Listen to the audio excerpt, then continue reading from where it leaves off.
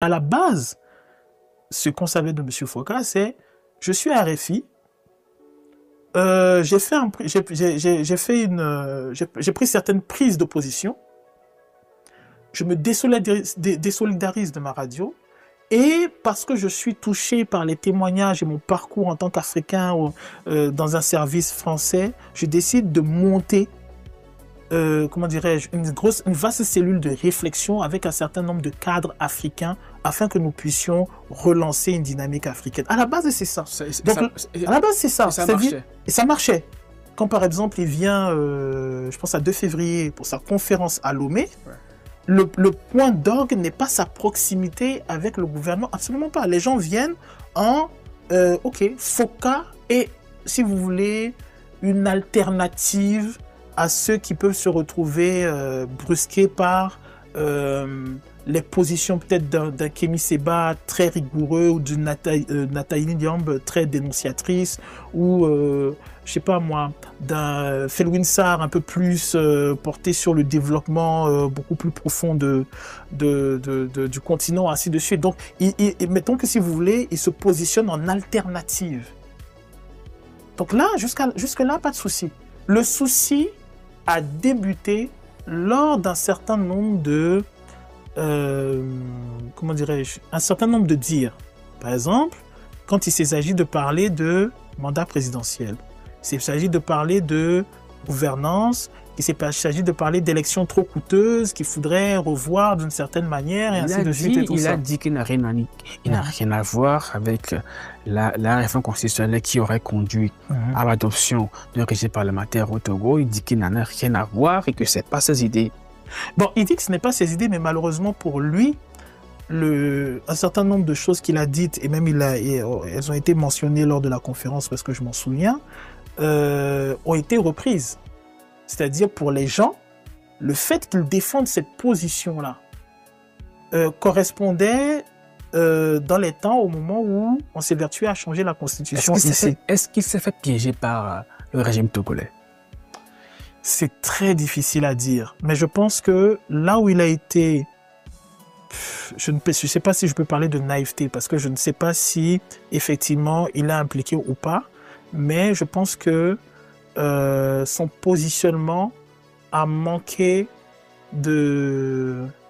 d'explication intellectuelle, a manqué de pédagogie, parce que oui, le débat de la durée des mandats existe. Le débat du diktat existe.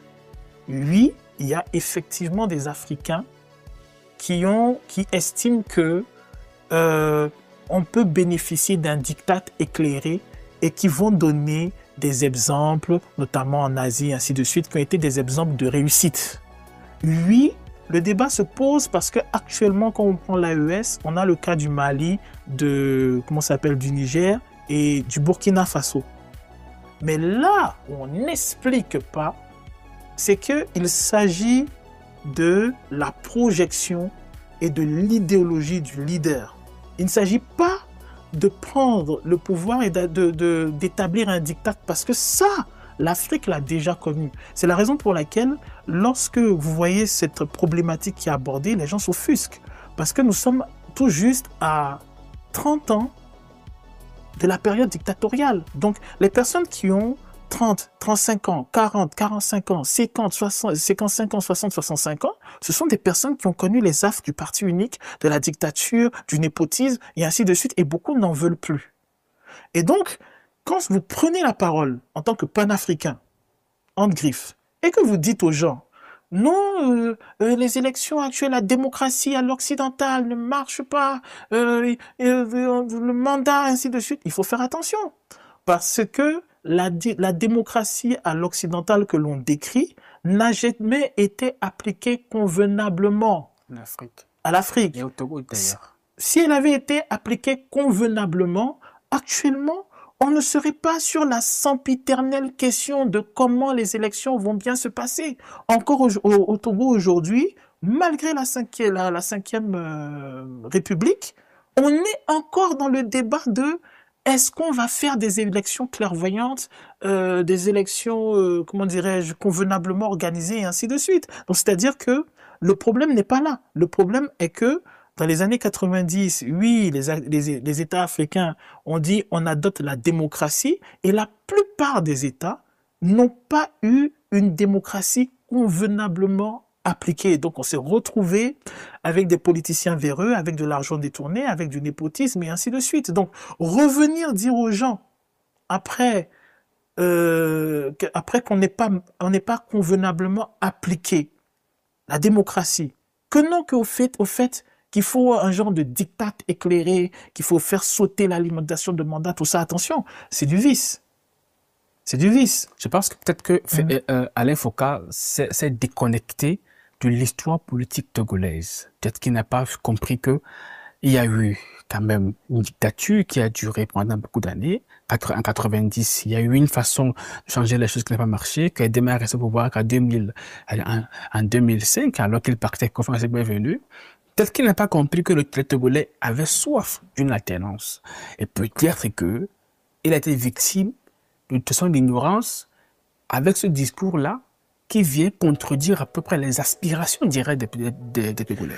Il faut être de très mauvaise foi pour débarquer au Togo et dire à un Togolais, même dans la rue, même le plus insignifiant, qu'on ne sait pas qui veut l'alternance. C'est pas possible. C'est un pays fondamentalement qui a toujours voulu l'alternance. La plupart de nos conflits viennent de là. Est-ce que Alain Foka était donc hypocrite? Alors, c'est une personne, je n'ose pas le mot, mais après, comme je dis, il faut être vraiment en déconnexion. C'est-à-dire, il faut bien comprendre. Le panafricanisme, il est pour les masses. Nos leaders panafricains étaient fondamentalement des gens qui sont proches des ruraux. Amilcar Cabral, il n'était pas en ville, hein, il était dans les campagnes. La plupart des leaders panafricains sont des personnes rurales. Même celles qui sont contestées comme Houphouët-Boigny. Houphouët-Boigny, il allait dans les champs de cacao. C'est pas 2 février, tout ça. Il faut qu'on reste élitiste quand même. Voilà. Donc, vous ne faites pas pour moi, panafricanisme et élitisme, non. Vous voulez faire votre conférence, la vraie conférence, vous prenez votre voiture, vous allez la faire à Mango. Vous allez dans le village, vous déposez, là vous faites la conférence. Ou bien vous allez à Pagoуда, ou bien vous allez à Bassa, là vous faites la vraie conférence, vous rencontrez les personnes qui vous disent clairement en quoi votre panafricanisme peut être, comment dirais-je, pratique et pragmatique. Et c'est ce que l'on salue du côté du Burkina. Alors, et donc, pour terminer, c'est impossible. Si vous arrivez au Togo, je ne sais pas qui vous rencontrez, à moins que vous ne sortez pas de votre hôtel et que vous êtes... Je ne sais pas qui au Togo vous allez descendre. Même en supposant que la personne soit, je ne sais pas moi, ait des liens avec une personne qui soit de... Je connais pas la personne au Togo qui va dire qu'elle ne veut pas d'alternance. C'est pas possible. Les gens, fondamentalement dans ce pays, sont persuadés. Comme je disais, le Togolais est studieux. Le Togolais, le paradigme, si vous voulez, africain qu'il y a sur le citoyen togolais, quel que soit là où il va, c'est le fait d'être studieux. Vous savez, en Afrique, on a des stéréotypes par rapport aux nationalités. On dit le Béninois est comme ça, le Camerounais est comme ça. Le Togolais, quand il sort de son pays, qu'il va à l'extérieur, la première des choses, c'est là où les gens disent « nous on a Drogba, on a Eto'o, on a quoi, tout ça ». Le Togolais, lui, ce qu'il exporte là, c'est le fait que quand il arrive dans un pays, on dit « tu es Togolais », on dit « ah ok, ce sont les hommes studieux ». Ah, ils sont sérieux. Mais sauf que dans le collectif, dans le super résumé un peu la pensée de Mansa, à la lecture du communiqué qu'ils ont pondu après que les Togolais les a poussés à reporter leur conférence prévue sur le 26 juin, disait quand même que c'est un peuple, c'est quand même un groupuscule de personnes qui seraient peut-être influencées par l'extérieur. C'est un discours qui est tenu, même à peine voilé. Gilles Domtier a fait quand même un rapprochement entre les événements du 6 juin avec possible attentat ou bien attaque terroriste qui se déroulerait au nord. Est-ce que ce sont la même réalité? Est-ce que vous pensez que les Togolais sont manipulés par des mains étrangères comme c'est le cas dans les pays de l'AES? Là, par exemple, tu touches du doigt à l'erreur que M. Foka a faite. C'est un peu ça. C'est-à-dire, le problème, c'est quand vous venez au Togo et que vous voyez l'attitude des gens, parce qu'il faut faire attention, il faut faire la différence entre l'hospitalité togolaise et la pudibonderie togolaise qui veut que le Togolais n'aime pas qu'on voie sa nudité. Je sais pas si tu vois. Donc effectivement, lorsque tu viens, même quand le Togolais est dans sa case, lorsque tu viens chez lui, il va te faire le foufou, il va te mettre la natte, et donc pour toi, lui, il est heureux. Alors que lui, il est dans l'hospitalité. Et le deuxième phénomène, c'est qu'il va cacher sa nudité. Il est pudibond. Et donc, présumer comment dirais-je, d'une manipulation des Togolais, c'est leur nier de la pertinence critique. C'est ça ce que c'est nier au Togolais que lui, il ne voit pas, il ne comprend pas. Il n'a pas le niveau intellectuel pour saisir les grands enjeux du moment. Et donc là, vous retombez exactement, très exactement, dans ce qu'on a reproché au système colonial. Le fait d'infantiliser les gens. Ça, c'est un. Et deux, vous recommencez avec un autre cliché qui a amené la déstabilisation de la plupart de nos États. C'est le complexe de supériorité des diasporas. Ça veut dire que, parce que vous avez fait, comment dirais-je, les grands médias, vous avez connu un certain nombre de personnes et tout ça, lorsque vous revenez sur le continent, fort de votre frustration, je peux le reconnaître parce qu'on est africain et qu'on voit un certain nombre de choses, vous présumez de l'incapacité de la vendeuse du marché, du menuisier, du taximan, de l'étudiant, du journaliste local, ainsi de suite, de pouvoir analyser son propre biotope pour pouvoir en tirer les conclusions, c'est-à-dire ce qui va et ce qui ne va pas. Et ça, c'est dangereux. Parce que justement, lorsque vous venez avec un mouvement panafricain, comment dirais-je, de l'envergure de Mansa, mais justement, on s'attend à ce que vous rencontrez, que vous efforciez de rencontrer les populations. Moi, les groupes panaf que j'ai rencontrés étaient des groupes de terrain. Ce sont des gens qui allaient vers les jeunes, qui allaient vers les étudiants, et ils vont aller dans les populations, ils vont aller dans les villages, et ainsi de suite. Mais si vous restez dans un cadre élitiste, mais forcément, vous ne connaissez pas les réalités des populations. Vous pouvez pas, par exemple, c'est impossible, vous pouvez pas, par exemple, vous lever, aller à, je sais pas moi, l'hôpital de Tocoin et dire, ouais, Togolais, c'est bon, c'est bien, bravo, c'est pas possible. Vous pouvez pas vous lever et aller, je ne sais pas dans quel établissement, lycée Adido Gomé. S'il n'est pas victime de sa proximité avec Front, c'est parce que on ne peut pas marcher avec Front Yacine Berenga qui est plutôt silencieux et critiquer ses œuvres. On ne peut pas assumer sa proximité avec un président en exercice et critiquer ses actions sur le terrain. Est-ce que c'est possible? Donc il n'y a pas de proximité. Si je suis ton ami et que je ne peux pas te parler franchement, je ne suis pas ton ami. Et donc, tu as un ami dont je dois me méfier. C'est-à-dire, la personne, ça n'a pas de logique. Donc, toi, Alain Foucault et Front Yacine Bey, est-ce que les Togolais les voient comme les mêmes personnes, carrément? Je ne vais pas dire les mêmes personnes, mais si vous êtes ami, monsieur Front Yacine Bey, que vous présumez d'avoir, si vous voulez, un élan panafricain, on va faire sauter les frontières et on va mettre du développement en communion. Mais la première des choses, c'est que vous faites attention à ce que le peuple de votre ami, que votre ami gouverne, vous faites attention au ressenti de ce peuple. Donc vous allez au contact de ce peuple. Vous allez chercher les témoignages. Vous visitez les infrastructures. Et c'est d'autant plus violent que le Cameroun et le Togo ont une histoire commune. Oui. Une histoire, un processus qui va vers l'indépendance où un certain nombre d'intérêts s'entremêlent. Donc c'est étonnant. Et encore, c'est un journaliste. Donc c'est étonnant, il faut aller demander les journalistes qui sont, comment dirais-je, il y a des journalistes qui peuvent être proches du pouvoir, vous les questionnez, Les journalistes qui sont proches de l'opposition, vous les connaissez. Ceux d'investigation, ils sont là. L'hôpital de Tokoin, il est à combien de kilomètres de la présidence ou de l'aéroport, ou même de 2 février? De 2 février à Tokoin, c'est 2 balles. Excusez-moi, c'est 200 francs le Z. Tu prends le Z, 200 francs, tu es à l'hôpital de Tokoin. Il n'y a personne qui va t'empêcher à rentrer dans Tokoin. Il veut vérifier le service des urgences de l'hôpital de Tokoin. C'est facile, vous prenez la moto, service urgence, vous allez à Tokoin.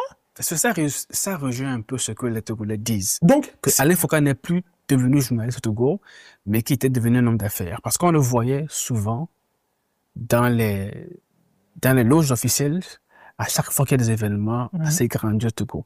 Quand le président Franck Singbe devait prêter sa main pour devenir plein du conseil, il était là. Sa proximité assumée. Est-ce qu'il a été victime de tout cela au point où on ne le voyait plus en journaliste, il ne réfléchissait plus journaliste? On est tous adultes et Monsieur Foucault a un certain âge. C'est un homme d'ailleurs qui peut nous mettre sûrement au monde. Et je pense qu'il faut faire la part des choses. Monsieur Faure Gnassingbé, c'est Monsieur Faure Gnassingbé avec son caractère et sa manière de penser. Le fait que vous arriviez au Togo et que vous soyez son ami ne vous empêche pas de voir ce que les Togolais vivent. Qui a fait ça?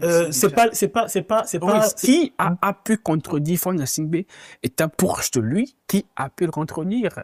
C'est proche d'amis, des journalistes qui le côtoient. Qui a fait? Oui, mais comme je disais, c'est quelqu'un qui ne s'exprime pas, donc on présume beaucoup de ce qu'il est. Mais fondamentalement, si je suis votre ami et que je ne peux pas vous dire ce que je pense, je ne suis pas votre ami. Ce n'est pas la peine que je sois votre ami. Au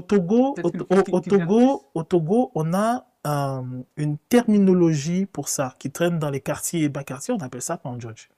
Celui qui traîne avec vous, en espérant être, si vous voulez, un de vos proches, sans pour autant vous dire ce qu'il a sur le cœur, vous parlez de façon franche, courtoise, mais franche, c'est pas votre ami. Dans d'autres, on observe, c'est pour ça que je dis que le Togolais, quand il allume sa télé, il a 350 chaînes, 400 chaînes, sans compter le net et ainsi de suite. Et il voit, à travers l'écran, d'autres chefs d'État de la même couleur de peau, du même continent, qui s'asseyent avec des gens qui leur disent en face, « Monsieur le chef d'État, je ne suis pas d'accord avec ce que vous avez fait. » Sans aucun problème. Il n'y a pas ce discours au Togo. Il n'y a pas ce débat au Togo. Et les gens s'asseyent et disent, non, mais monsieur, je ne suis pas d'accord. Et le chef d'État dit, ok, d'accord, vous n'êtes pas d'accord, je comprends. Mais voilà. Que j'ai rencontré un chef d'État de la sous-région. Il rencontre les syndicats lui disent, mais nous ne sommes pas d'accord. Est-ce que c'est son rôle? Ce pays, de façon récurrente, a une crise chaque 2 ans, 3 ans. Si c'est maximum, c'est 5 ans. C'est-à-dire, il y a toujours une crise. Peut-être qu'il a fait fi de cela. Et les gens, depuis... Alors, il y avait les crises de l'époque de M. Yadema, à partir de M. Faure, 2005, de façon récurrente, on a des crises. Si ce n'est pas les élections, c'est les marches. Si ce n'est pas les marches, c'est la vie chère. De façon récurrente. Alors, débarquer... Accordons-le le bénéfice du doute. Peut-être qu'il ne savait pas. Donc, maintenant, il sait. Par cette émission. C'est compliqué. Si vous êtes dans la proximité depuis le père, ça fait quoi, 20 ans? Peut-être que son côté élitiste de rentrer dans les palais, de ne pas faire... Oui, mais là... cela lui a privé de connaître un peu les réalités togolaises. Ah oui, mais ça va être... Alors, la particularité du Togo, c'est que... Et d'ailleurs, ça aussi, c'est quelque chose qui énerve un peu les gens. C'est pour ça que les gens disent généralement, mais quand vous sortez, vous ne voyez pas. C'est parce que la particularité du Togo, c'est qu'à la base, il n'y a pas de quartier élitiste et quartier du peuple. Les élites habitent dans le peuple. C'est-à-dire, au Togo, il n'y a pas de quartier des riches. Il n'y a pas de quartier des riches. À la base, c'est le Togo, et c'est maintenant qu'on est en train de faire les cités et ainsi de suite. Sinon, à la base, au Togo, il n'y a pas de quartier de riches. Le ministre est là.